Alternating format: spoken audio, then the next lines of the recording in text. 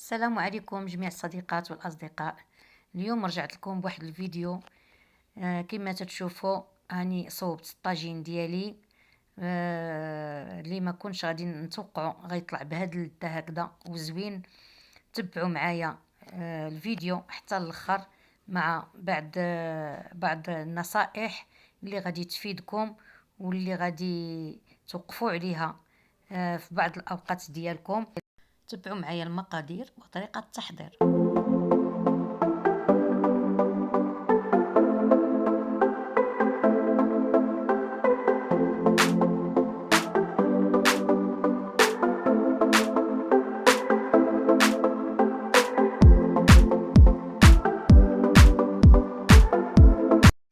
بالنسبه للطاجين ديالي انا قلت لكم ما عنديش مطيشه، ما عنديش فلفله. المهم غادي نقول لكم باش غادي نصوبوا بواحد شويه ديال الرز اللي سلقتوها هو، وغادي ندير شويه د القزبور ضروري والمعدنوس. وغادي تشوفوا في التالي تتبعوا معايا وغادي تشوفوا الطاجين ديالي. هاني درت البصله البطاطا شويه الهريسه، وان شاء الله غادي تتبعوا معايا النتيجه حتى الاخر وغادي تشوفوها. بغيت نشارك معكم واحد الحاجه مهمه، وهي هذا ورق الزيتون. ورق الزيتون مهمين بزاف باش يكونوا في الدار. غادي نشارك معكم واحد جوج قريعات اللي طبختهم ودرتهم في الثلاجه، تيصلحوا المرض السكري. تيهبطوا من الخزان ديال السكري وتيحيدوا التوتر وتيحيدوا تينقصوا من ارتفاع الضغط. المهم اي حاجه غادي نشاركها معكم هذا النهار سميتو روتين يومي ديالي. هانتوما تبارك الله دار الحوت المعزه الله يرضي عليكم. ملي تبغيو طيبوا الحوت تنصحكم ما ديروش فيه ديك الشرموله بزاف. ديك الشرموله الحوت ما تنعرفوش حنا تنديروه بالخرقوم ولا تنديروه بالزعفران ولا سكينجبير. الحوت تيخصنا ناكلوه، خصنا نحسوا بالمذاق ديالو الطبيعي. الحوت خصنا نديروا له غير شويه ديال الليمون وشويه ديال الثومه شويه ديال القزبر صافي وشويه ديال الملحه وتتشرملوه هكذا غير بالليمون لان الليمون صحي صافي، وتقليه ولا طيبوه هكذا كطاجين وصافي. ما تقويوش الشرموله، ديك الشرموله تتاثرنا من بعد على المعده ديالنا. هذه هي الخضره اللي غادي ان شاء الله غادي نشاركها معكم. بالنسبه غندير غير هكا البطاطا والبصله وغندوز مطيشه. راكم عارفين الطاجين اي واحد في الكوزينه ديالو تبارك الله تيعرف يدير الطاجين ديالو بالكيفيه ديالو. بغيت غير نشارك معكم الروتين ديالي. وبالنسبه لهاد غادي نشارك معكم الليمون. عندي مرقد وعندي شي خضره مصوباها هانتوما. هذا عندي الشيفلور والخيزو. تنحتاجهم نهار اللي تنطيبوا الحوت ولا تنحتاجوا هكذا بحال دابا تنحتاجوا شي حاجه حامضه تنجبدوا ديك شويه الشيفلور حامض تيجي لذيذ مع خيزو هذا زوين. وعندي هنايا الليمون مع خيزو كذلك مع الفلفله مرقدين. هادو خصهم يكونوا في الدار ضروري. هاد بحال لي زونشوا. هذا الليمون مرقد هذا هو وقته الانسان يستغلوا العيد الكبير جاي. وعندي هانتوما تتشوفوا. وعندي كذلك اللي بغيت حاجه مهمه بغيت نشاركها معكم وهي الهريسه ديال الدار. ديك الهريسه ديال الدار تبارك الله غزاله تتجي. اللي يدير شي حاجه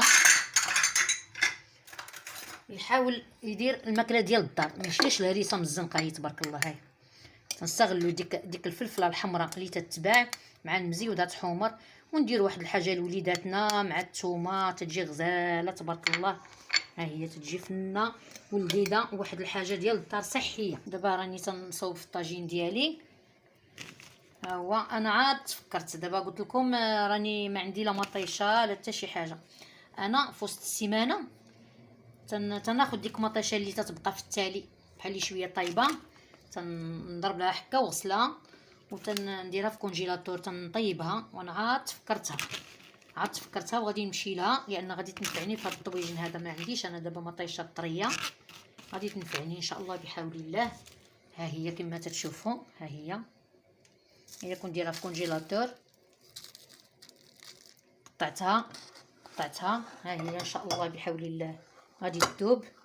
وغادي ندير عليها الثومه وشرموله وغادي نديرها فوق البطاطا ديالنا. وعندي كذلك الفليفله.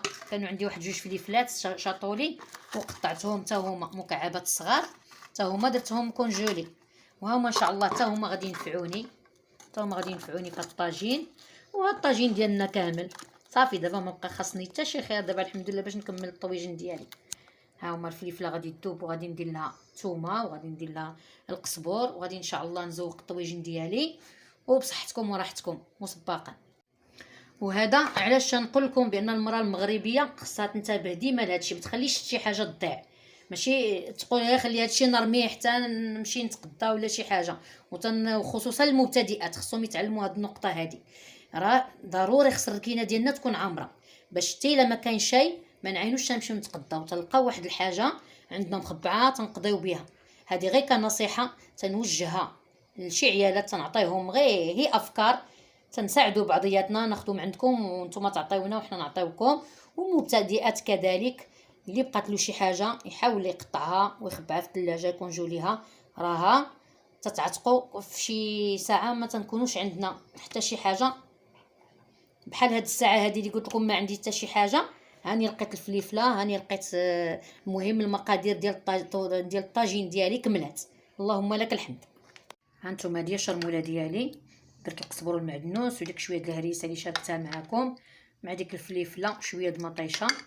غادي ندير فيها الحوت ديالي يتشرمل بديك الشرموله وغادي نستفو حتى هو في اللاطه صافي هكا بهاد الطريقه حتى تيدخل فيها الشرموله كلها. انا تنبغي نخدم يديا في الدار. هانتوما هانتوما تبارك الله مشارمل. ها صافي غادي نهز نديرو هنا نخلفهم.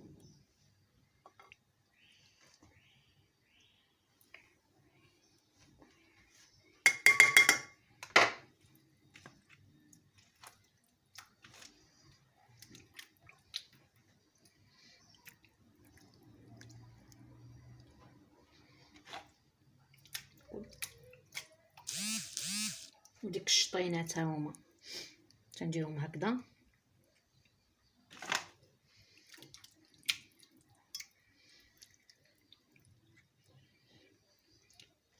هذا طاجين تنصوبو عشوائي وطبيعي بطريقه بسيطه مبسطه. المهم هو المضمون ديال هذا الفيديو.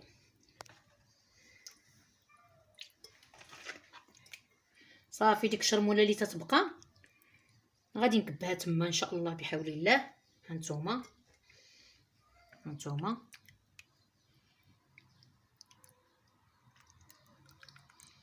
صافي وغادي وضفت عليها شويه الزيت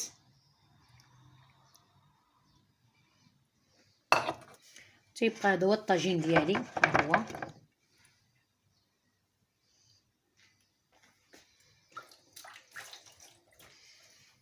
غادي نغطي عليه ونرجعوا ان شاء الله باش نشوفوا النتيجه النهائيه.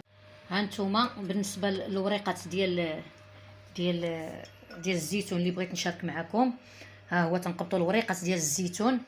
راه عندكم الاجر الا بارطاجيتيو هاد النقطه هذه. تنقبطوا الوريقات ديال الزيتون تنغسلوهم مزيان، ها هما تنغسلوهم مزيان صافي وتنديروهم يطبخوا. تنحيدوا لهم ديك العويدات ديالهم وتنديروهم يطبخوا صافي وتنعمروهم وتنخليهم حتى يبردوا. تنعمروهم في قريعات.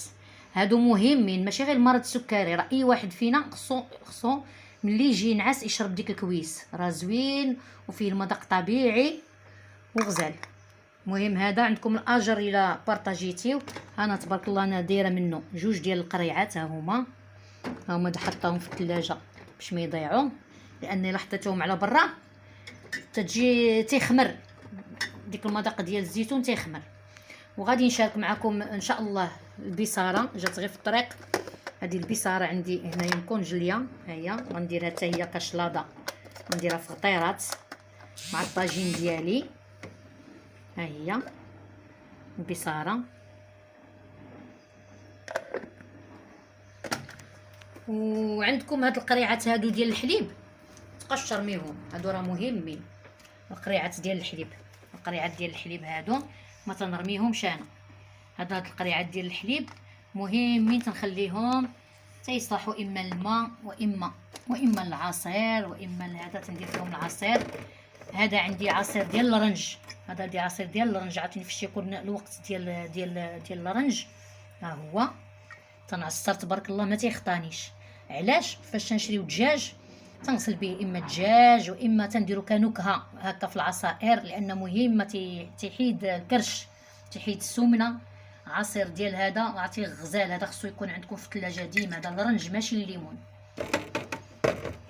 وهذا اللي تنشارك معكم في هذه القريعه عصير ديال التشين. ها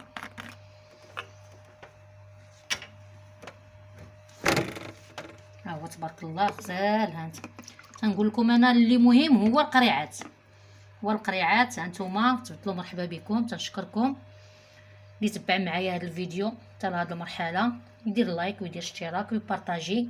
شحال من نقطه عطيتها لكم هنا مهمه، الله يجازيكم بخير. حاولوا تبارطاجيو الفيديو.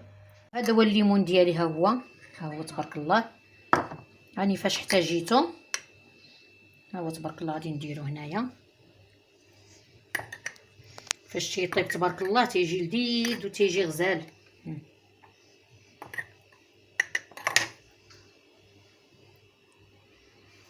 صافي